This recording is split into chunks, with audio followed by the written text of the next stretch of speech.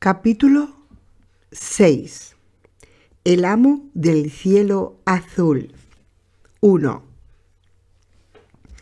Pimli Prentice, el amo del Algusiento, estaba en el baño cuando Finley, conocido en algunos paraderos como el Comadreja, tocó a la puerta.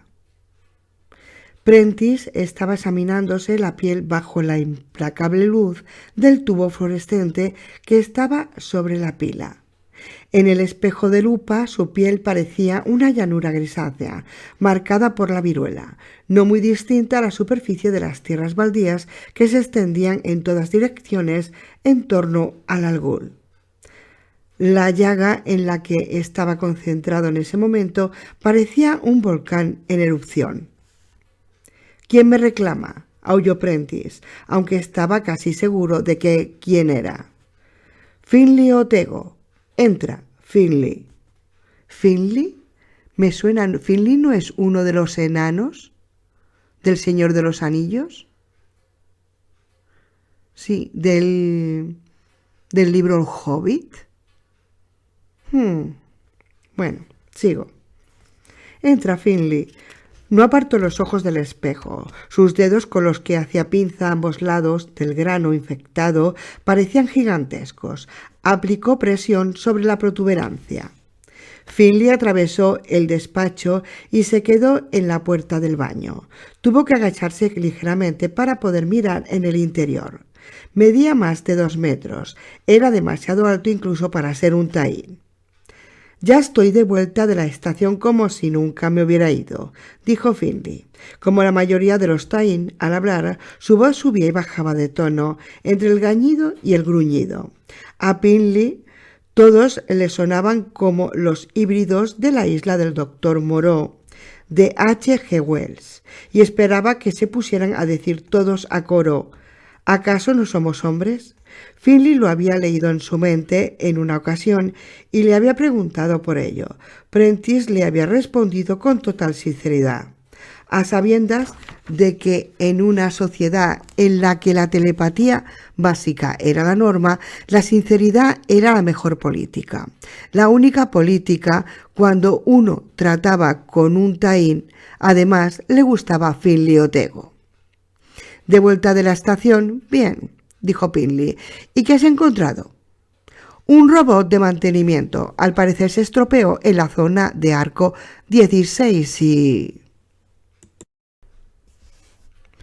«Espera», pidió Prentice. Si quieres, gracias». Finley esperó. Prentice se inclinó para acercarse incluso más al espejo, con el rostro arrugado por la concentración.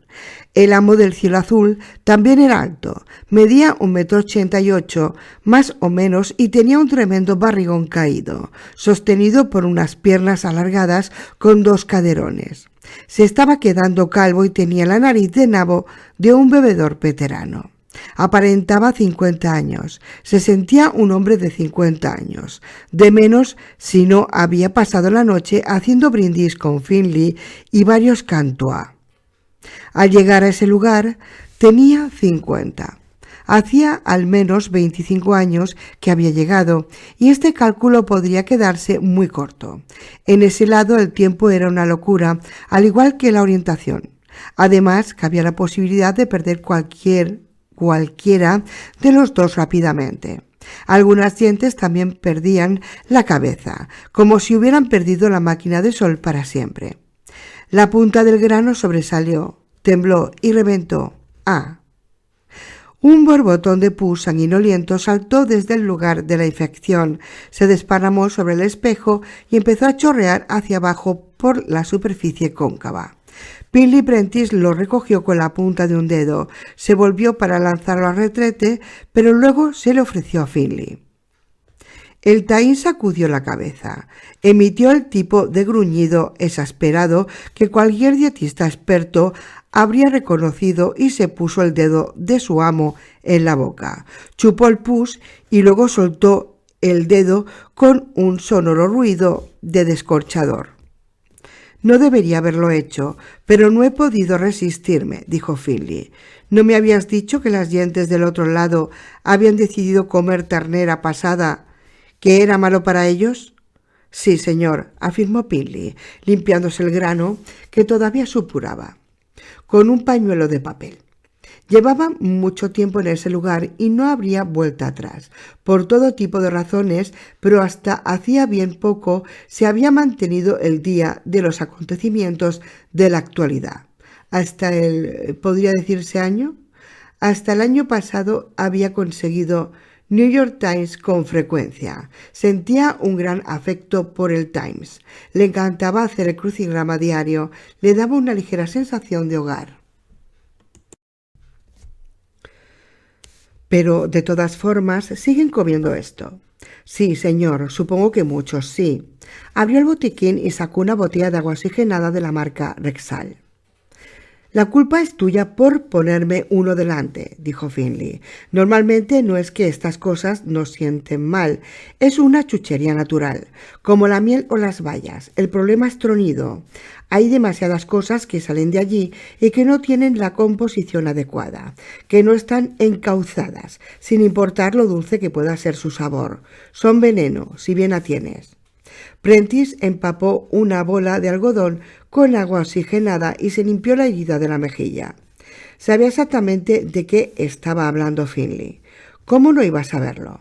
Antes de llegar a ese lugar y asumir el puesto de amo, no se había puesto ni una marca en la piel en más de 30 años. Ahora tenía granos en las mejillas y en la frente, acné en las hendiduras de las sienes, asquerosos cúmulos de puntos negros alrededor de la nariz y un quiste sebáceo en el cuello, que pronto tendría que extirparle Gangley, el médico del complejo.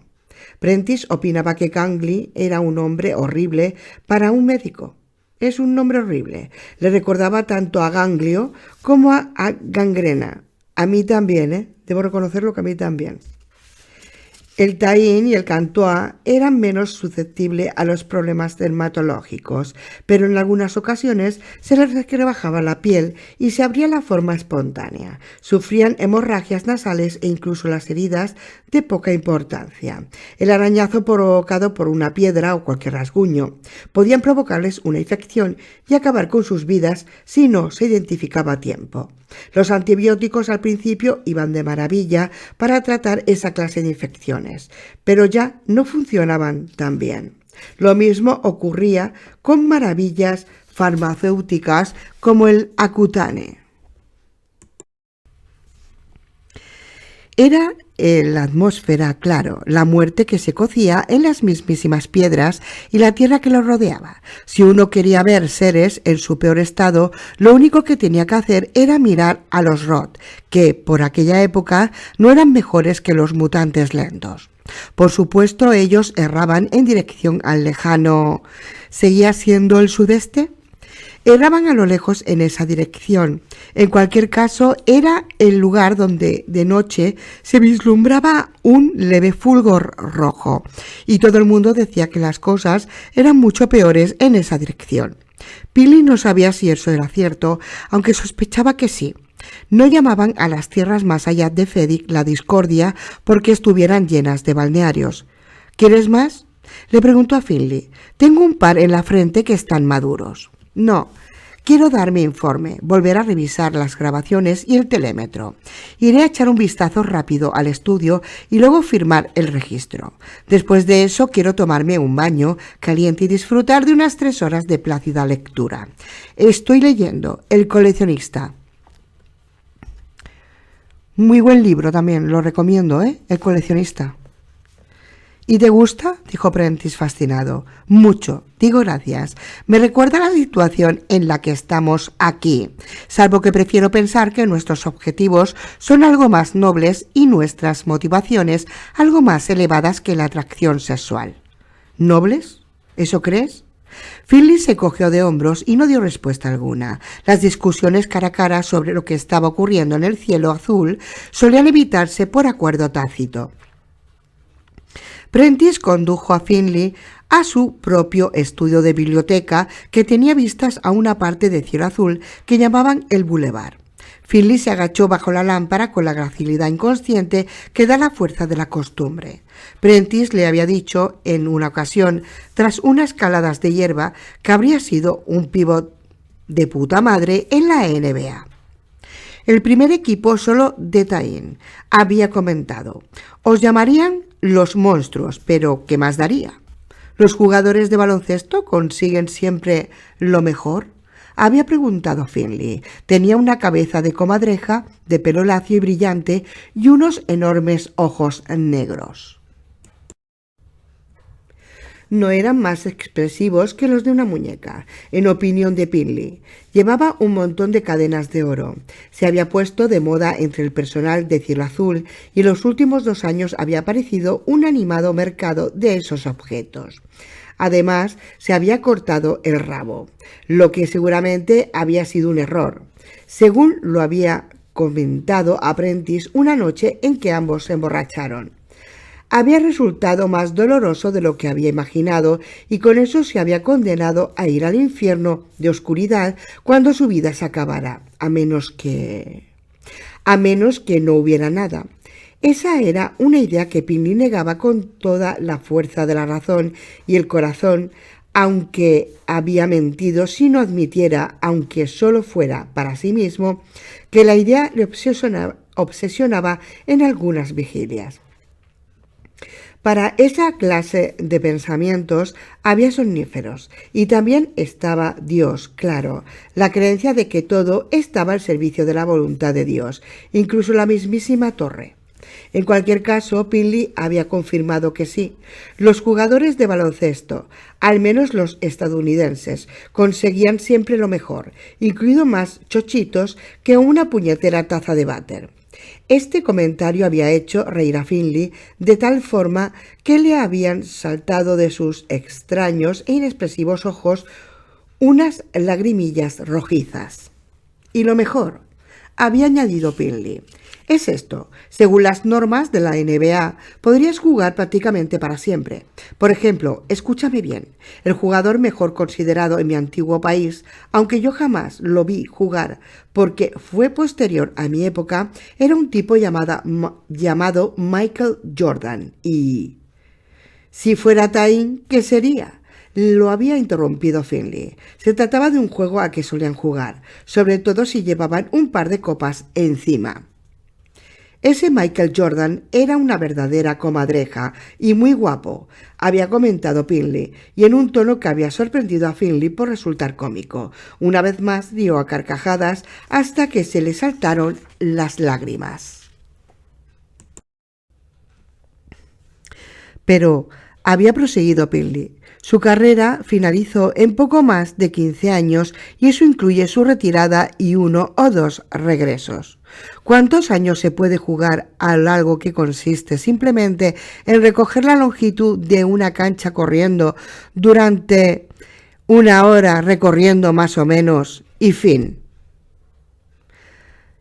Finley Otego, que por aquel entonces tenía más de 300 años, se había encogido de hombros y había sacudido el aire con la mano. Más años de lo que se pueden contar. ¿Y hacía cuánto tiempo, Cielo Azul, de Bartua para los internos más recientes, algún ciento para los Tain y los Roth? ¿Hacía cuánto tiempo estaba aquella prisión allí? También Pero si Finley estaba en lo cierto y a Finley algo le decía que, casi con total seguridad así era, casi había terminado. ¿Y qué podía hacer él? Otrora Paul Prentice de Rahway, New Jersey, y ahora Finley Prentice de algún ciento al respecto. Su trabajo. Eso era todo. Su puto trabajo. 2. Bueno, dijo Finley al tiempo que se sentaba en uno de los 2 sillones de orejas situados junto a la ventana. Así que has encontrado un robot de mantenimiento. ¿Dónde? Cerca del lugar donde la vía 97 sale de la zona de cambio de agujas, respondió Finley. Esa vía sigue caliente. Tiene lo que tú llamas un tercer raíl. Eso lo explica todo. Luego ya, cuando hemos ido, has llamado a tú y has dicho que había saltado una segunda alarma. Sí. ¿Y la has encontrado? Nada. contestó Finley. Esta vez nada, seguramente ha sido un error del sistema. Puede que haya sido provocado incluso por la primera alarma. Se encogió de hombros, un gesto que expresaba algo que ambos sabían. Todo se estaba yendo al carajo, y cuanto más se aproximaban al final, más rápido iban. De todas formas, ¿tus colegas y tú habéis echado un buen vistazo? Claro, ni rastro de intrusos. Sin embargo, ambos estaban pensando en intrusos humanos, Tain, Cantois o mecánicos. Ningún miembro de la partida de Finley había pensado en mirar hacia arriba y posiblemente no habrían visto a Mordred, aunque lo hubieran hecho. Una araña que en ese momento era tan grande como un perro de tamaño medio, agazapada en la profunda sombra, bajo el alerón de la estación principal, aguantándose en el sitio gracias a una pequeña hamaca confeccionada de la telaraña. ¿Vas a volver a revisar el telémetro por la segunda alarma? Sí, en parte por eso, respondió Finley, pero sobre todo porque hay algo que huele a chamusquina. Esa era una expresión que había sacado de las numerosas novelas de detectives que había leído. Le fascinaban y las utilizaba siempre que tenía oportunidad. ¿Cómo que huele a chamusquina?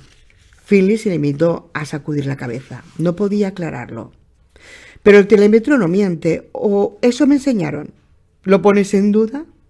Consciente de que volvía a pisar terreno peligroso, que ambos lo estaban haciendo, Finley dudó y luego decidió qué diantre.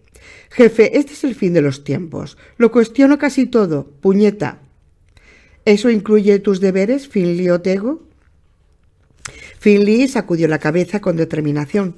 No incluía sus deberes. Lo mismo era aplicable a todos los demás, incluido el antiguo Paul Prentice de Rawhide. Finley recordó a un antiguo soldado, puede que a Douglas MacArthur, y dijo: «Cuando la muerte me cierre los ojos, caballeros, mi último pensamiento será para el ejército, y para el ejército, y para el ejército». El pensamiento de Finley sería seguramente para Algul Siento, porque ¿qué más había en ese momento? En palabras de otra gran estadounidense, Martha Reeves, de Martha y las Vandellas, no tenía ningún sentido al huir. Cariño, ningún sitio donde esconderse. Las cosas estaban fuera de control, yendo cuesta abajo y sin frenos, y no les quedaba más que disfrutar el viaje. ¿Te importaría tener compañía durante tu ronda?, preguntó Finley. ¿Por qué no?, replicó el comadreja. Sonrió y dejó a la vista una hilera de dientes puntiagudos como agujas, y cantó con su extraña y vibrante voz: «Sueña conmigo, voy de camino a la luna de mis padres». «Dame un minuto», dijo Finley, y se levantó. «¿Plegarias?», preguntó Finley. Finley se detuvo en la puerta. «Sí», respondió. «Ya que lo preguntas, ¿tienes algo que decir al respecto, Finley de Otego?» «Pero solo una cosa». El ser sonriente, con cuerpo de humano y cabeza marrón de pelo lacio y brillante, siguió sonriendo. «Si las plegarias son tan exaltadas, ¿por qué te arrodillas en la misma habitación donde te sientas para cagar?» «Porque la Biblia sugiere que cuando uno está acompañado, uno debe hacerlo en su retrete». ¿Algún otro comentario? No, dijo Finley, haciendo una gesta de desapreocupación. «Haced lo mejor y lo peor que podáis, como dicen los Mani». 3. En el baño, Paul O'Rahway cerró la tapa del váter, se arrodilló sobre las baldosas y juntó las manos. «Si las plegarias son tan exaltadas, ¿por qué te arrodillas en la misma habitación donde te sientas para cagar?» Tendría que haber dicho que era porque eso me hace ser humilde, pensó. Así no se me suben los humos. Venimos del polvo y en polvo nos convertiremos. Y si hay un cuarto donde sea difícil olvidarlo, este es el adecuado. «Dios», dijo, «dame fuerzas cuando soy débil, respuestas cuando estoy confuso, valor cuando estoy asustado. Ayúdame a no hacer daño a nadie que no se lo merezca, e incluso en ese caso a hacerlo solo cuando no me quede otra salida. Señor, mientras está arrodillado delante de la taza del váter bajada, ese hombre que no tardaría en pedir a Dios que le perdonase por urdir el fin de la creación sin ironía de ningún tipo, podríamos echarle un vistazo más detallado. No nos llevará mucho tiempo, porque Pinley Prentice no es un personaje importante en nuestra historia sobre Roland y su catet. Con todo, es un hombre fascinante, lleno de vericuetos, contradicciones y callejones sin salida. Es un alcohólico que cree profundamente en Dios personal, un hombre compasivo que ahora está a punto de derribar la torre y enviar los billones de mundos que giran en torno a su eje a la oscuridad en un billón de direcciones distintas. Dará muerte en un abrir y cerrar de ojos a Dinky Earnshaw y Stanley Ruiz, si sabe qué han estado haciendo, y pasa gran parte del Día de la Madre llorando, porque amaba a su mami con todo su corazón y la echa de menos con amargura. Cuando llegue el apocalipsis, él es el tío perfecto para el trabajo, un tipo que sabe cómo arrodillarse y que sabe hablar con Dios, Señor de los ejércitos, como si fuera un viejo amigo. Y allá va algo irónico. Paul Prentice podría protagonizar uno de esos anuncios en los que alguien proclama: «He conseguido mi trabajo gracias a New York Times».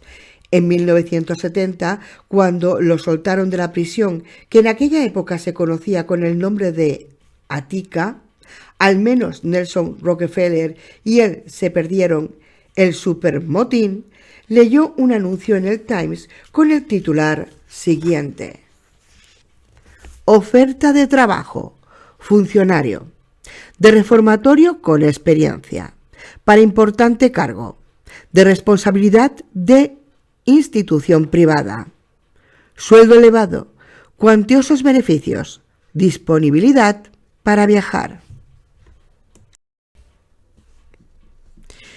El sueldo alto había resultado ser lo que su amada madre habría llamado una mentira como una casa, porque no había retribución de ninguna clase. No en el sentido que habría entendido un funcionario de reformatorio estadounidense. Aunque los beneficios sí, los beneficios eran excepcionales. Para empezar, disfrutaría con el sexo como en estaba en ese momento, con la comida y la priva. Pero eso no era lo importante. Lo importante, en opinión de Cy Prentice, era lo siguiente: ¿qué quería uno de la vida? Si tu único objetivo era ver cómo aumentaban los ceros en tu cuenta corriente, entonces estaba claro que el Algulsiento no era tu sitio, que sería algo terrible, porque una vez que habías firmado no había vuelta atrás. Era todo por el ejército, y cada cierto tiempo, cuando había que aleccionar a alguien, era todo por un cadáver, o dos. El amo del Algul, Prentice, eso le había parecido bien, de maravilla, y había pasado por la solemne ceremonia taín de cambio de nombre unos 12 años atrás y jamás se había arrepentido. Paul Prentice se había convertido en Pinley Prentice. En ese preciso instante había apartado la razón y el corazón de lo que ahora llamaba el lado estadounidense. Y no fue porque en ese nuevo lugar había probado el mejor pastel Alaska de merengue cubierto de helado y el mejor champán que había bebido en toda su vida. Tampoco fue porque hubiera mantenido relaciones sexuales virtuales con cientos de hermosas mujeres. Fue porque tenía una misión y tenía la intención de llevársela a cabo, porque había llegado a creer que su trabajo en el de Bartois también era el de Dios, así como el del rey carmesí. Y en la idea de Dios subyacía algo incluso más poderoso, la imagen de miles de millones de universos embutidos en un huevo que él, el antiguo Paul Prentice de Rackway, Otro era un hombre que ganaba $40,000 al año, que tenía una úlcera y una asistencia médica mediocre debido a los malos convenios negociados por un sindicato corrupto, tenía en la palma de la mano. Entendía que él también estaba en ese huevo y que dejaría de existir cuando lo rompiera, aunque tenía la certeza de que había un cielo y Dios estaba en él. Entonces ambos reemplazarían el poder de la torre. Era ese el cielo al que él iría y ante ese trono se arrodillaría para pedir el perdón de sus pecados. Y le darían la bienvenida con un sincero bien hecho o vamos vos, buen y creyente siervo.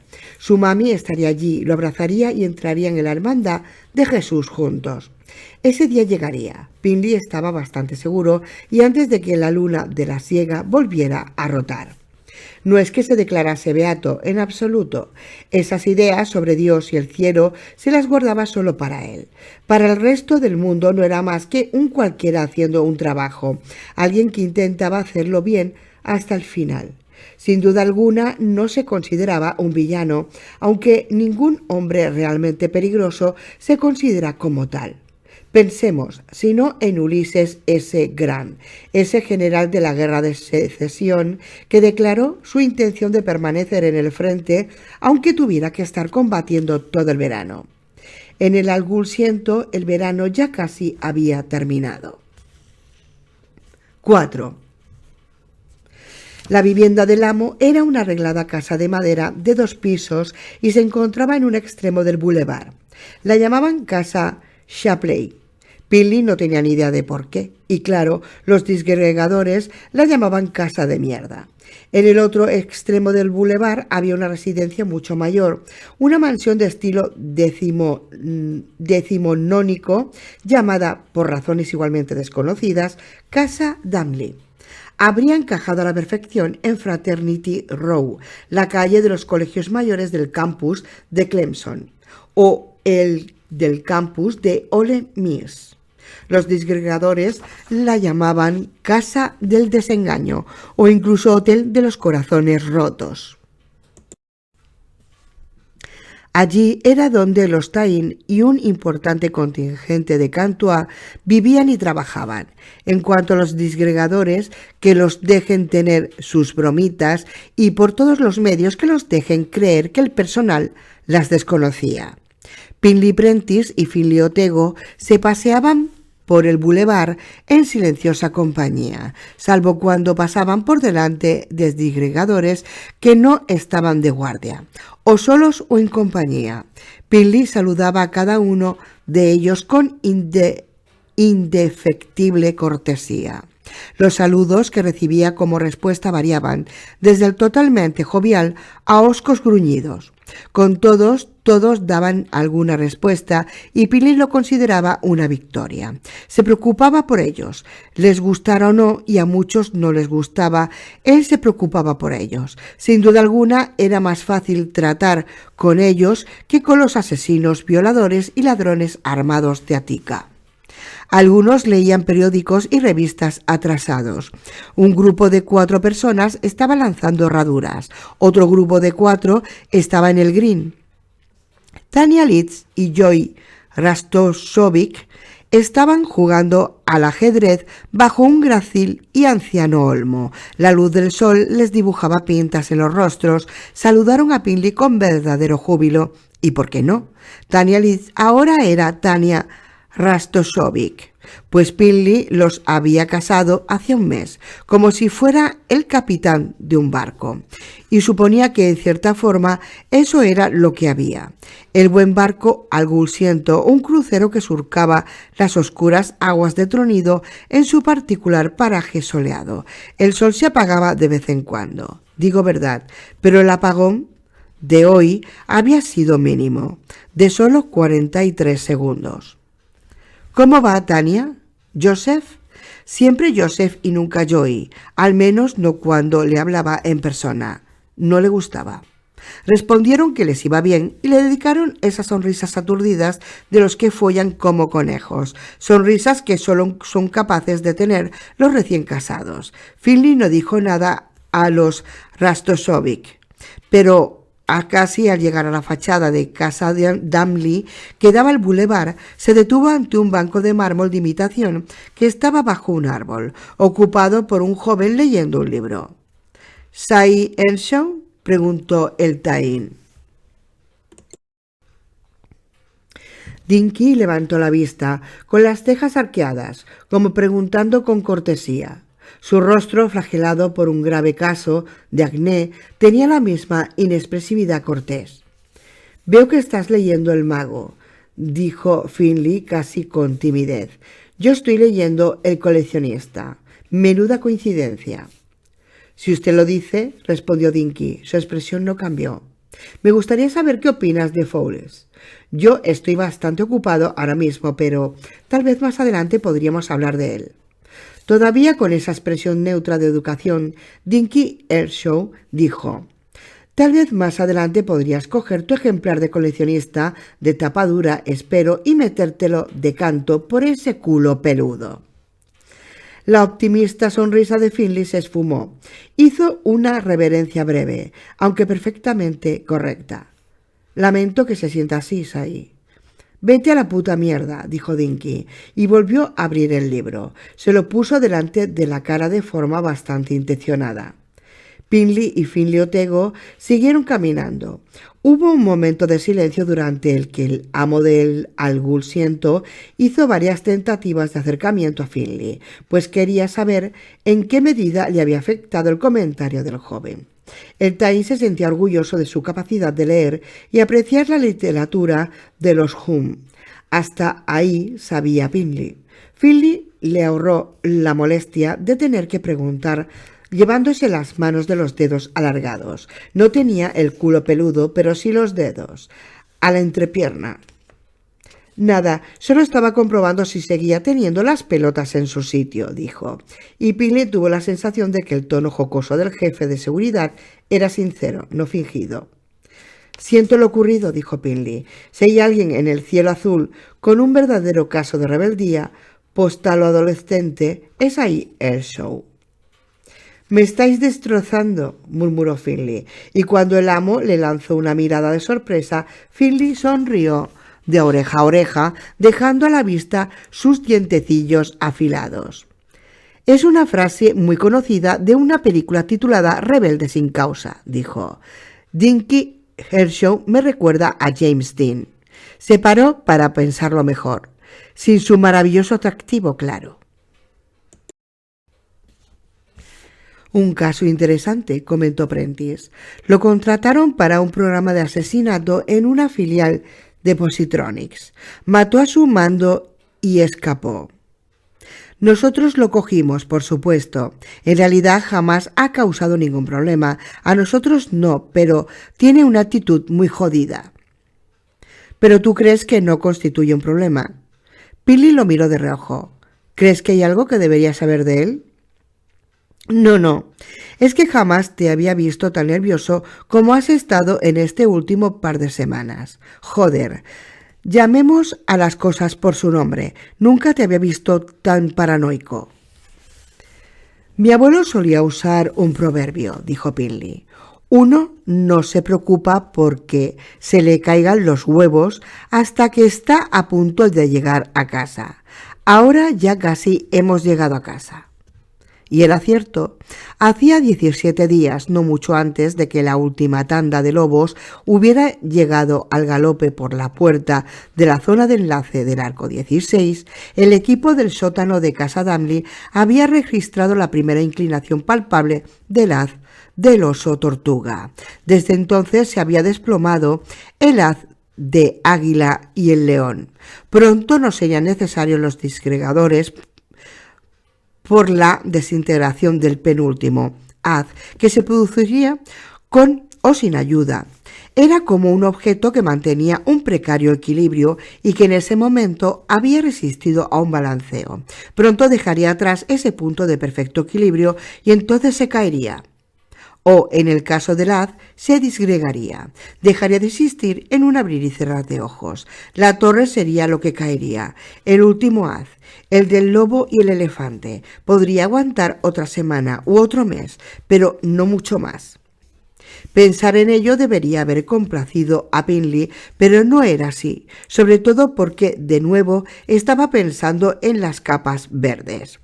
Era la última ocasión, 60 de ellos, o una cifra similar, el despliegue de costumbre, se habían dirigido hacia el Cala y tendrían que haber regresado en las siguientes 72 horas con la acostumbrada carga de niños del Cala.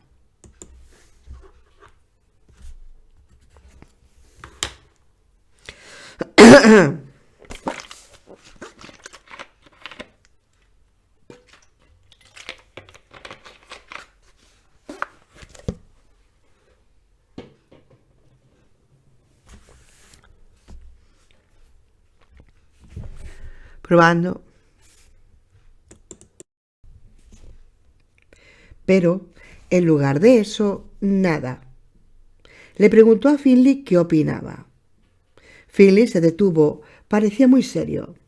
«Creo que puede ser un virus», respondió. «¿Ruego perdón?» «Un virus informático. Lo hemos visto ocurrir en un montón de ordenadores del equipo de Dumley y sería mejor que recordases, sin importar los terribles que puedan parecer las capas verdes, a un puñado de cultivadores de arroz que en realidad no son más que ordenadores con patas». Hizo una pausa.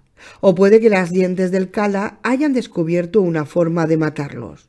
¿Acaso me sorprendería que se hubiera erguido sobre las patas traseras para luchar? Un poco, pero no mucho, sobre todo si alguien con los huevos bien puestos los hubiera dirigido. ¿Acaso alguien como un pistolero?» Finley le echó una mirada que, por muy poco, no fue condescendiente. Ted Brautigan y Stanley Ruiz pasaron por la acera con bicis de 10 marchas, y cuando el amo y el jefe de seguridad los saludaron levantando la mano, ambos respondieron con el mismo gesto. Brautigan no sonrió, pero Ruiz sí lo hizo, la sonrisa alegre y ausente de un verdadero retrasado mental. Su rostro era un compendio de ojos legañosos, mejillas sin afeitar y labios brillantes con la baba. Sin embargo, a ojos de Dios, era un hijo de puta poderoso. Un hombre así podía hacer algo peor que divertirse con su amiguito Brautigan, quien había cambiado por completo desde que lo habían obligado a regresar de sus cortas vacaciones en Connecticut. A Bingley le sorprendieron los sombreros idénticos de tweed que llevaban ambos hombres. Las bicis también eran idénticas, aunque no le sorprendió la mirada de Finley. «Déjalo ya», dijo Bingley. «¿El qué es ahí?», preguntó Finley. «Deja de mirarme como si fuera un niño pequeño que acaba de perder la bola de su cucurucho de helado y no es lo bastante listo para darse cuenta». Pero Finley no se retractó. No solía hacerlo, y esa era una de las cosas que le gustaban de él a Bingley. Si no quieres que la gente te mire como si fueras un crío, entonces no actúes como un crío. Se rumorea que hay unos pistoleros que vienen de Mundo Medio para que las cosas sigan en su sitio durante 1000 años o más. Sin embargo, no ha habido ni un avistamiento real. Personalmente me inclino más a esperar una visita de tu Jesús hombre. Los Roth dicen... Finley hizo una mueca como si aquello le provocase dolor de cabeza. «No empieces con eso de los Roth dicen. Estoy seguro de que mi inteligencia y la tuya te merece más respeto. Los Roth tienen el cerebro más podrido que la piel. En cuanto a los lobos, permíteme introducir un concepto bastante radical. No importa dónde estén ni qué les haya ocurrido. Tenemos suficientes vacunas de refuerzo para terminar el trabajo y eso es lo único que me importa». El jefe de seguridad se quedó durante un instante en los escalones que subían hasta el porche de la casa Dumley. Se había quedado mirando a los hombres de las bicis idénticas y fruncía el ceño por la concentración. «Brautigan ha dado muchos problemas, ¿verdad que sí?». Pinley rió compungido, pero sus días de dar problemas ya han terminado. Le han dicho que sus amigos especiales en Connecticut, un tal Robert Garfield y una tal Carol Geber, morirán si sigue dando problemas. También se ha dado cuenta de que, aunque un buen número de sus compañeros disgregadores lo consideran un mentor y algunos, como el de cabeza de chorlito con el que está, lo adoran, a nadie le importan sus ideas filosóficas, por decirlo así. Ya no están interesados, si es que lo estuvieron alguna vez. Cuando regresó, hablé con él. Tuvimos una conversación íntima. Para Finley eso era una novedad. ¿Sobre qué? Determinados acontecimientos de la vida. Cy Brautigan ha llegado a entender que sus poderes exclusivos ya no son tan importantes como antes. Han ocurrido demasiadas cosas. Los dos haces restantes se romperán con él o sin él, y Brautigan sabe que al final puede haber confusión. Miedo y confusión. Pinley asintió con lentitud. Quiere estar aquí cuando llegue el fin, cuando los cielos se abran, aunque solo sea para consolar a tipos como Stanley Reed. Venga, vamos a echar otro vistazo a los vídeos y al telémetro, solo para asegurarnos. Subieron uno junto al otro los anchos escalones de madera de casa Damley. 5. Dos Cantua esperaban al pie de la escalera para escoltar al amo y a su jefe de seguridad. Pinley reflexionó sobre lo extraño que era todo el mundo, sujetos como los digregadores y el personal del Algulsiento. Los llamase los zampones, pues fue Brautigan el que acuñó esa expresión. El jorobado no ve a su joroba, sino a la ajena. Habría dicho la adorada Mami de Prentice, y Pinley creía que si había verdaderos animales en esos últimos días del mundo verdadero, los Cantua se ajustaban a la descripción mucho mejor que los Tain. Si uno les veía sin su extraña máscara viviente, habría pensado que eran Tain con cabeza de rata. Pero a diferencia de los verdaderos Tain, que consideraban a los una raza inferior, salvo contadas excepciones, como el caso de Pinley, los Cantua adoraban a los humanos como seres divinos. ¿Llevaba puesta la máscara durante la adoración? Eran muy reservados en lo relacionado a ese tema, aunque Pinley creía que no la llevaban puesta. Él estaba convencido de que los Cantua creían estar convirtiéndose en humanos. Por ello, cuando se ponían la máscara, que era de carne y hueso y no era una creación artificial, sino algo en desarrollo, adoptaban un nombre Hum para compaginarlo con su aspecto de Hum.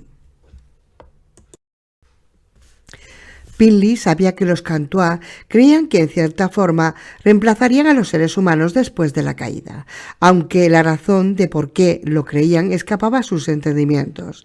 Habría cielo tras la caída.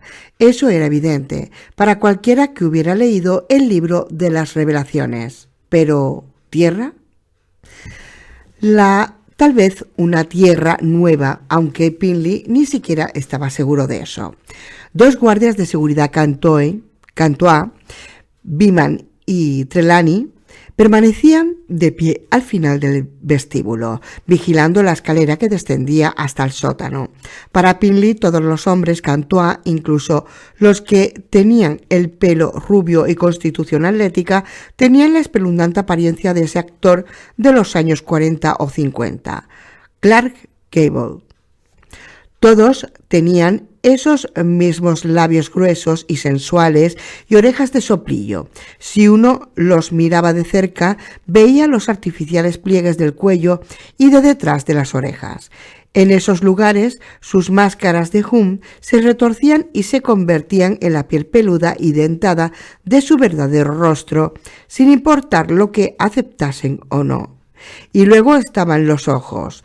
Los tenían rodeados de pelo y si se miraban de cerca se veía que, a la primera vista, parecían cuencas. En realidad eran agujeros en esas peculiares máscaras vivientes.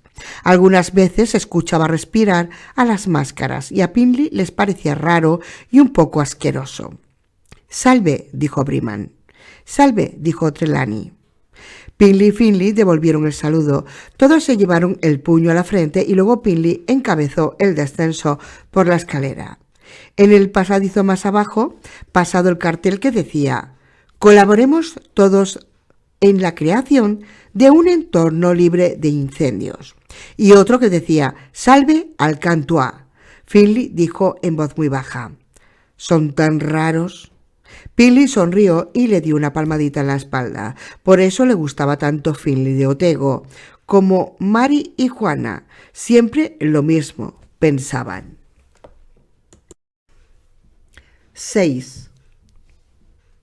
Gran parte del sótano de casa Damley era una enorme habitación abarrotada de equipos. No todos los aparatos funcionaban y había algunos instrumentos que no les servían para nada y otros cuyo funcionamiento ni siquiera entendían, pero estaban muy familiarizados con el equipo de seguimiento y el telémetro que medía en oscuridades, unidades de energía física consumida.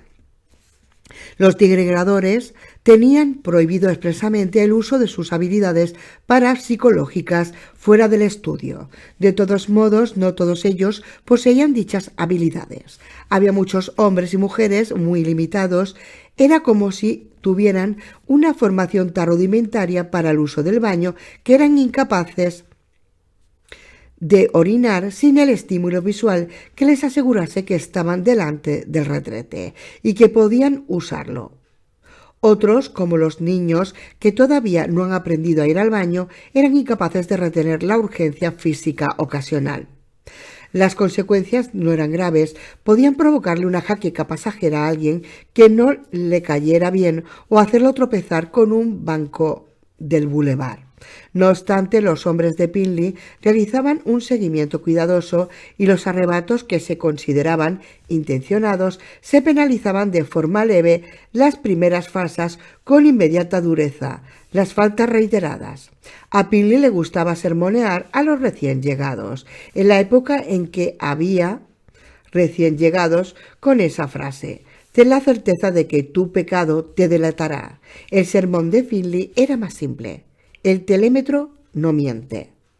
En la actualidad solo detectaban irregularidades pasajeras en las lecturas del telémetro. Tenía un poco sentido como una grabación de 4 horas de pedos y eructos. No era muy probable que las grabaciones de vídeo y los diarios de los distintos guardias contuvieran algo interesante. «¿Satisfechos ahí?», preguntó Finley, y algo en su voz hizo que Pinley se volviera y lo mirase con acritud. «¿Y tú?». Finley Otego suspiró. En momentos como ese, Pinley deseaba que o bien Finley fuera Hume o bien que él mismo fuera Tyne. El problema eran los inexpresivos ojos negros de Finley. Eran prácticamente como los ojos de botón de un muñeco de trapo y no había forma de interpretar su mirada, a menos quizá que fueras otro Tyne. «Y hace semana que no me siento bien», dijo Finley al final. «Bebo demasiado Graf para dormir. Luego voy a rastras todo el día. No paro de echarles broncas a todos. En parte es por la pérdida de comunicaciones. Desde que el último haz se... ¿Sabes que eso era inevitable?» «Sí, claro que lo sé. Lo que estoy diciendo es que intento encontrar explicaciones lógicas para sensaciones ilógicas y que eso jamás es una buena señal». En la pared del fondo había una foto de las cataratas del Niágara. Algún guardia había puesto el marco boca abajo. Los zampones creían que darle la vuelta a los cuadros era el no va más de las bromas. Pinley no tenía ni idea de por qué, aunque al fin y al cabo, ¿a quién coño le importaba? «Yo sé cómo hacer mi puto trabajo», pensó Pinley mientras colocaba la foto de las cataratas del Niágara del derecho. «Sé cómo hacerlo y eso es lo único que importa. Digo a Dios y a Jesús, hombre, gracias». «Siempre hemos sabido que al final todo sería una locura», dijo Finley, «así que no hay más vuelta de hoja. ¿Sabes? Esa sensación que tienes». El antiguo Paul Prentice completó la frase. A continuación sonrió de oreja a oreja y puso el dedo índice de la mano derecha sobre un círculo hecho con los dedos pulgar e índice de la mano izquierda. Se Se trataba de un gesto taín que significaba «te digo verdad», esa sensación irracional. Sí, señor, sin duda sé que la león sangrante no ha reaparecido en el norte, ni tampoco creo que el sol se esté congelando por dentro. He escuchado historias sobre la locura del rey carmesí y que el Dante T había llegado para ocupar su lugar, y lo único que puedo decir es, lo creeré cuando lo vea. Lo mismo ocurre con esa maravillosa noticia sobre el pistolero llegado de oeste para salvar la torre, como predecían los antiguos cuentos y cantares. Es una puta mentira, hasta el último detalle. Pinley le dio una palmada en el hombro. Me sienta bien escucharte decir eso. Era cierto, Finley Ortega había trabajado muchísimo durante la ostentación de su cargo como jefe. Su cuadro de seguridad había tenido que matar a una media docena de disgregadores, todos ellos idiotas nostálgicos que intentaban escapar, y otros 2 habían sido sometidos a una lobotomía.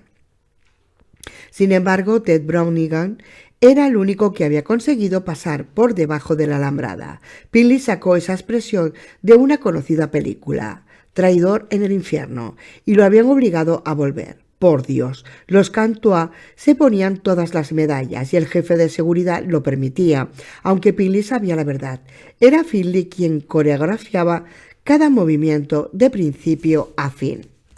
Aunque esta sensación que tengo podría estar relacionada con otra cosa, y no solo con los nervios, prosiguió Finley. De verdad creo que algunas veces hay gente que puede tener verdaderas intuiciones. Se rió. ¿Cómo no lo iba a creer en un lugar tan lleno de precognoscitivos y poscognoscitivos como este? Pero no teletransportadores, dijo Pinley, ¿no? La teletransportación era el supuesto y sensacional poder que todo el personal de Debar temía, y por una buena razón. El daño que podía provocar un teletransportador era infinito. Podía atraer algo más de 1,5 hectáreas del espacio exterior, por ejemplo, y crear un huracán provocado por el vacío. Por suerte había una sencilla prueba para aislar esa habilidad, fácil de realizar, aunque el equipo necesario era otro desecho del pueblo antiguo y ninguno de ellos sabía cuánto tiempo seguiría funcionando, y un sencillo procedimiento también dejado por el pueblo antiguo, para fundir esos peligrosos circuitos orgánicos. El doctor Gangley podía encargarse de posibles teletransportaciones en un par de minutos. Es tan sencillo que a su lado una vasectomía parece una intervención de neurocirugía, dijo en una ocasión.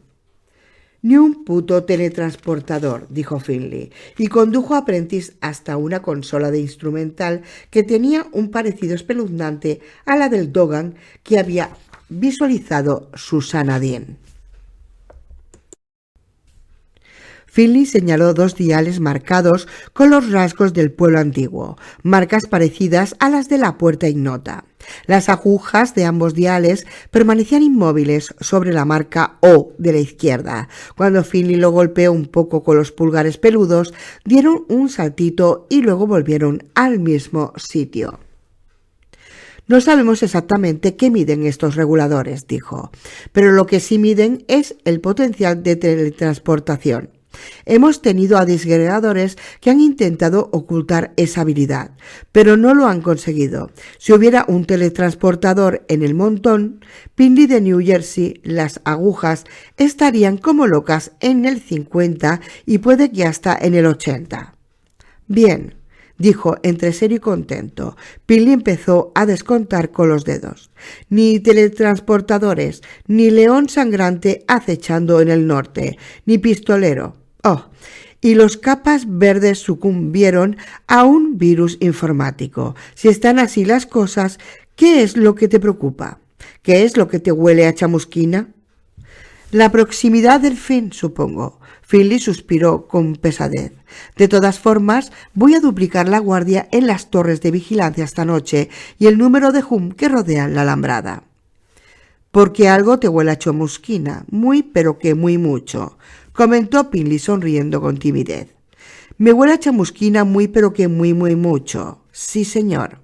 Finley no sonrió. Sus maliciosos dientecillos permanecieron ocultos en el interior de su brillante hocico marrón.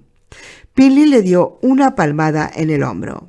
Venga, vamos a subir al estudio. Puede que ver a todos esos disgregadores trabajando te tranquilicen. Puede que sí, dijo Finley, pero seguía sin sonreír. Finley dijo con amabilidad. No pasa nada, Finn. Supongo que así es, respondió el Tain, mirando con recelo el equipo y luego a Beeman y a Trelawney, los dos ampones que esperaban respetuosamente en la puerta a que los dos peces gordos finalizaran su garla.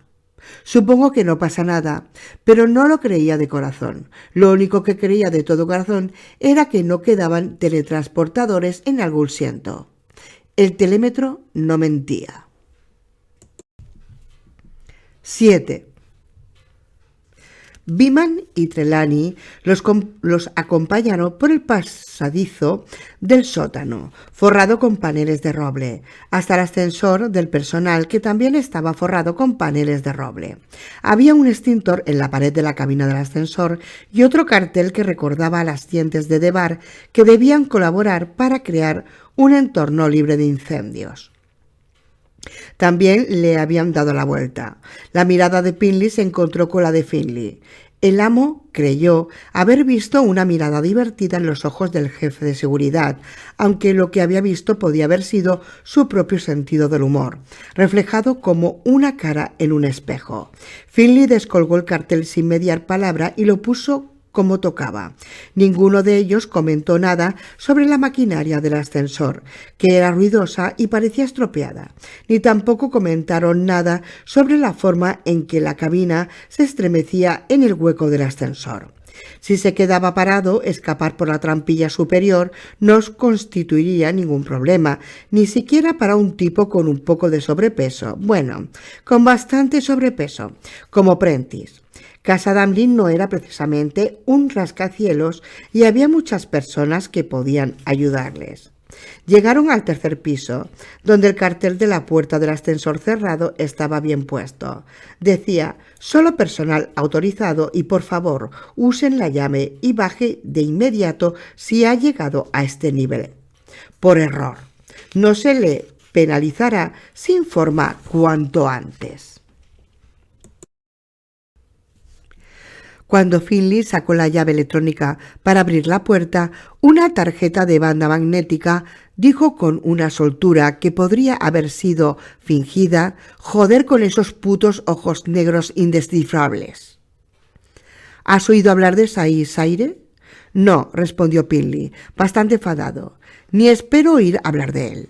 Estamos aquí aislados por un motivo, deliberadamente olvidados en el desierto, como los científicos del proyecto Manhattan en la década de 1940. La última vez que lo vi, me dijo que esa podía ser, que podía ser la última vez que lo viera». «Tranquilízate», dijo Finley. Era solo una pregunta. Insertó la tarjeta en la ranura y la puerta del ascensor se abrió con un ruido chirriante bastante molesto. 8. El estudio era una habitación de techos altos y alargada que se encontraba en el centro de Damley. También estaba forrada de listones de roble y tenía unos 3 pisos de altura y un techo de cristal que permitía la entrada de la luz solar del Algul, una luz ganada con gran esfuerzo. En el balcón, que estaba justo enfrente de la puerta por la que Prentice y el Tego habían entrado, había un extraño frío formado por un taí con cabeza de nabo llamado Hackley, un técnico Cantua llamado Conroy y 2 guardias Hum, cuyos nombres no recordaba Finley. Tain, Cantua y Hum se llevaban bien durante las horas de trabajo con cortesía cautelosa y a veces crispada, pero no era frecuente verlos socializar cuando no estaban trabajando, y de hecho el balcón era zona prohibida para socializar. Los digregradores que estaban abajo no eran ni animales de un zoo ni peces exóticos de un acuario. Pinley y también Finley Otego habían hablado de ello con el personal en repetidas ocasiones. En todos los años que llevaba allí, el amo de la Gould Siento solo había tenido que someter a una intervención de lobotomía a un miembro del personal, un guardia Hum que era idiota, llamado David Burke. Era el único que había tirado algo. ¿Habían sido cáscaras de cacahuete? A los divulgadores que estaban abajo. Sí, cuando Burke se había dado cuenta de que el amo iba en serio al decir que le iba a practicar una lobotomía, rogó que le diera una segunda oportunidad y prometió que no volvería a hacer nada tan estúpido y degradante. Pinley había hecho oídos sordos. Vio que tenía la oportunidad de aleccionar a los demás y que la lección duraría años, tal vez décadas, así que lo había hecho. En la actualidad se veía al idiota de Burke caminando por el bulevar o paseando por la linde que quedaba a la izquierda, con la boca abierta y la mirada ligeramente confusa. Casi sé quién soy. Casi recuerdo lo que hice para acabar así, decían sus ojos. Era un ejemplo viviente de lo que no debía hacerse cuando uno estaba en presencia de disgregadores trabajando. Aunque no había una norma que prohibiera expresamente al personal subir hasta allí, y todos lo hacían de vez en cuando, porque era reconfortante. Para empezar, estar cerca de disgregadores que trabajaban hacia la conversación fuera innecesaria, lo que llamaban pensamiento positivo. Irrumpía en cuanto se caminaba por cualquiera de los lados de la tercera planta, cuando se entraba desde cualquiera de los ascensores y cuando se abrían las puertas que daban al balcón del pensamiento positivo, afloraba en su cabeza y abría todo tipo de puertas conceptuales. Aldous Huxley, según había pensado Pinley, en más de una ocasión se habría vuelto loco en ese lugar. Algunas veces uno veía que los pies se le despegaban del suelo con una especie de torpe levitación. El contenido de los bolsillos ascendía y quedaba suspendido en el aire. Antiguas situaciones desconcertantes se solucionaban solas en cuanto pensabas en ellas. Si habías olvidado algo, la cita de las 5 en punto o el segundo nombre de tu cuñado, por ejemplo, ese era el lugar donde podías recordarlo. Incluso si te dabas cuenta de lo que habías olvidado era importante, no te sentías inquieto. Las gentes salían del balcón con el rostro sonriente, aunque hubieran llegado de un humor de perros. Para empezar, el mal humor era una razón excelente para visitar el balcón. Era como si una especie de gas de la felicidad, invisible para el ojo e inconmensurable incluso para el más sofisticado telémetro, ascendiera continuamente desde abajo, desde el lugar en que se encontraban los disgregadores. Pinley y Finley saludaron al trío al pasar. Luego se acercaron a la barandilla de roble y miraron hacia abajo. La sala que estaba en la parte inferior podría haber sido la espaciosa biblioteca de algún club de prestigiosos caballeros de Londres. Habían lámparas que daban una tenue luz, muchas de ellas auténticas lámparas Tiffany, sobre las mesitas o refulgiendo en las paredes. Paras Tiffany forradas de roble, por supuesto. Las alfombras eran las más exquisitas creaciones turcas. Colgaban un Matisse de una pared, un Rembrandt de otra, y en la tercera estaba la Mona Lisa. Era el cuadro auténtico, no la falsificación que estaba en el Louvre. En mundo piedra angular. Había un hombre delante de él con los brazos a la espalda. Desde allí arriba parecía como si estuviera estudiando el cuadro. Tal vez intentaba descifrar la famosa y enigmática sonrisa, pero Pinley sabía lo que en realidad estaba ocurriendo. Parecía que los hombres y mujeres con revistas estuvieran leyendo, pero al bajar se veía que estaban mirando sin comprender o de reojo sus ejemplares de Mackall y de Harper. Había una niña de unos 11 o 12 años con un maravilloso vestidito veraniego de rayas, que podría haber costado $600 en una tienda de ropa para niños de Rodeo Drive, sentada delante de una casa de muñecas junto a la chimenea.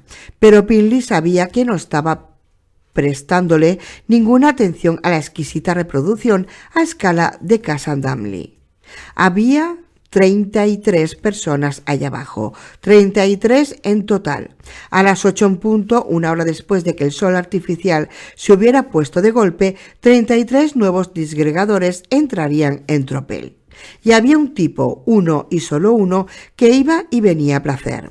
Un tipo que había pasado por debajo de la alambrada y no había sufrido ningún castigo por ello. Es decir, salvo por el hecho de que lo obligaran a volver, y para ese hombre ese castigo era suficiente.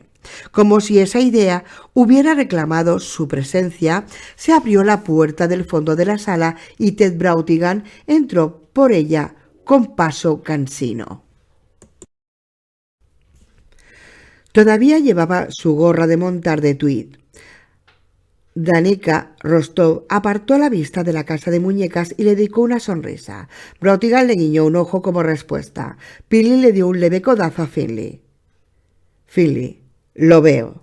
Pero no solo lo veía, lo sentía. En el momento en que Brautigan entró en la sala, los que estaban en el balcón y los que eran mucho más importantes, los que estaban en la sala de abajo, sintieron el aumento del nivel de energía. Seguían sin estar del todo seguros de cuál era la habilidad de Brautigan, y el equipo de pruebas no ayudaba a ese respecto. El muy perro se había cargado varias piezas de esa máquina, y lo había hecho a propósito. El amo estaba bastante seguro de ello.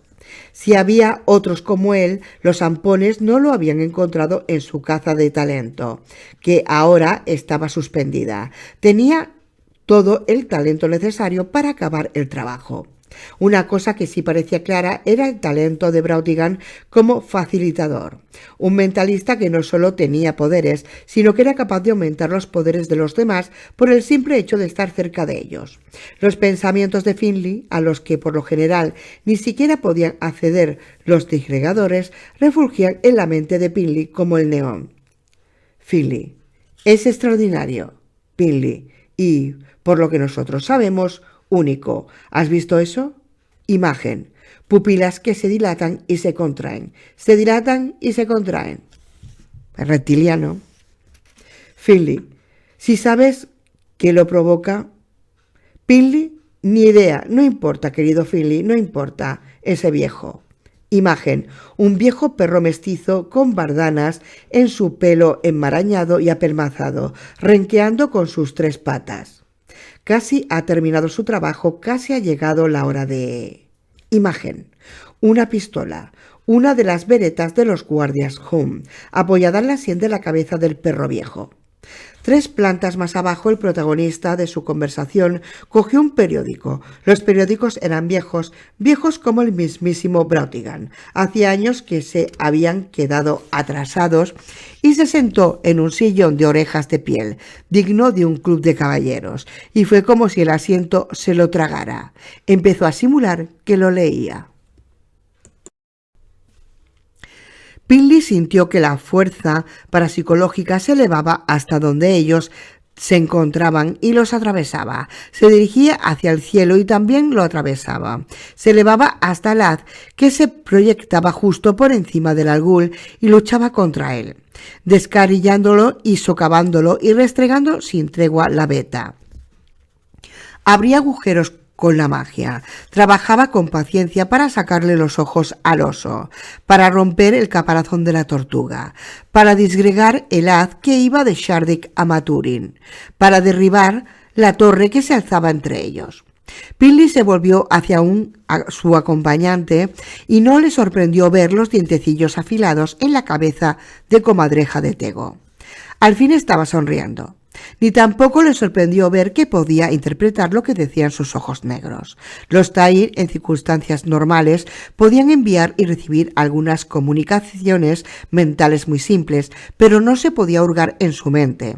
Allí, sin embargo, todo eso cambiaba. Allí Finley Otego estaba en paz. Sus preocupaciones... Me huele a chamusquina, muy, pero que muy, mucho. había desaparecido, al menos por el momento. Finley envió a Finley una serie de claras imágenes, una botella de champán rompiéndose contra la popa de un barco, cientos de birretes negros y planos del día de graduación elevándose en el aire, una bandera que se clavaba en el monte Everest, una pareja de novios que escapaba riendo de una iglesia, agachados para evitar ser acribillados por la lluvia de arroz. Un planeta, la Tierra que de pronto refulgía con un intenso brillo. Imágenes que significaban lo mismo. Sí, dijo Finley, y Finley se preguntaba cómo podía haber pensado alguna vez que esos ojos eran difíciles de interpretar. Sí, desde luego, éxito al final del día. Ninguno de los dos miró hacia abajo en ese momento. De haberlo hecho, habrían visto a Ted Brautigan, un perro viejo, sí, y cansado, pero que quizá no tan cansado como podían creer algunos, mirándolos con una sonrisa apenas esbozada. 9. En ese lugar nunca llovía, al menos no durante los años que Finley llevaba allí. Sin embargo, algunas veces en la negrura de laguna Estigia de las noches había estruendosas tormentas eléctricas. Gran parte del personal de Debartois estaba preparado para dormir durante esas descargas, pero Finley solía despertarse con el corazón en la boca y el Padre Nuestro dándole vueltas en la cabeza como un círculo giratorio de cinta roja.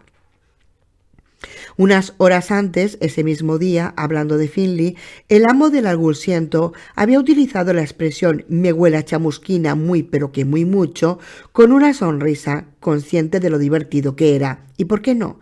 Era una expresión casi tan tontorrona como de verdad de la buena.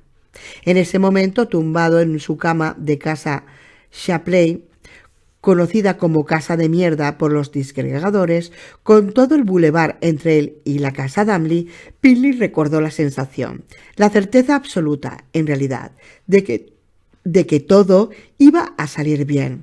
Éxito asegurado. Era solo una cuestión de tiempo. Finley lo había compartido con él en el balcón, aunque Finley se preguntaba si su jefe de seguridad estaría despierto en la cama como lo estaba él mismo, pensando lo fácil que era dejarse engañar cuando se estaba cerca de disgregadores trabajando. Porque si a bien tienes, emiten ese gas de la felicidad, esa vibración de pensamiento positivo. Y supongamos, solo supongamos, bueno, que en realidad había alguien canalizando ese sentimiento, enviándoselo a ellos como una canción de cuna. Duérmete, Finley, dormíos todos, niños buenos. Era una idea ridícula, una verdadera locura, con todo cuando otro doble estruendo llegó desde lo que podría ser todavía el sudeste.